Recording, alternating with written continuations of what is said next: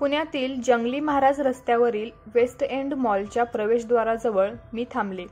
गर्दीतून वाट काढताना मनात कालवाकालव होत होती. आज कितीतरी वर्षांनी त्याला भेटणार होते. तो येईल ना? मनात शंकेची पाल चुकचुकली. पण आरशासमोर नटताना, नवीन रेशमी साडी नेसताना, त्या दर्याकिनाऱ्यावरून आणलेल्या अत्तराचा सुगंध अंगाला लावताना मनात फक्त उत्साह आणि उत्सुकता होती. त्यानं मला नेहमीच ते अत्तर आवडतं असं सांगितलं होतं. आठवलं, मॉलच्या दुसऱ्या मजल्यावरच्या कॅफे कॉफी डेमध्ये बसून मी बाहेरच्या काचेतून पुण्याच्या संध्याकाळच्या गर्दीकडे पाहत होते. शनिवार वाड्याच्या परिसरातल्या त्या शांत कोपऱ्यात आम्ही तासनतास गप्पा मारल्या होत्या. कॉलेजच्या दिवसातली ती टवाळखोरी, पण त्याच्या डोळ्यातली ती वेगळीच चमक. सगळं आठवत होतं. फर्ग्युसन कॉलेजच्या कट्ट्यावरची ती पहिली भेट, त्याची ती बुलेट आणि त्याच्या बोलण्यातला तो रुबाब. आज किती बदललं होतं सगळं. तास 2 तास झाले, पण तो आला नाही. मी फोन लावला तर लागत नव्हता. वाट पाहायची, मनात विचार आला, पण पाय जड झाले होते. 8 वाजून गेले तरी तो आला नाही. प्रचंड राग आला. ही कुठली पद्धत झाली?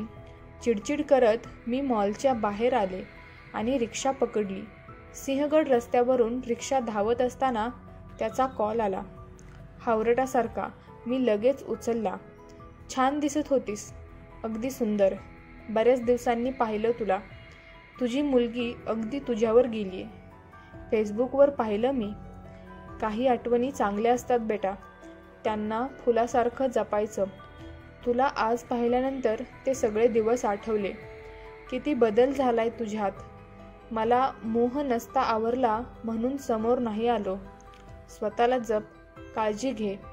तुझी आणि घरच्यांची सुद्धा. फोन कट झाला.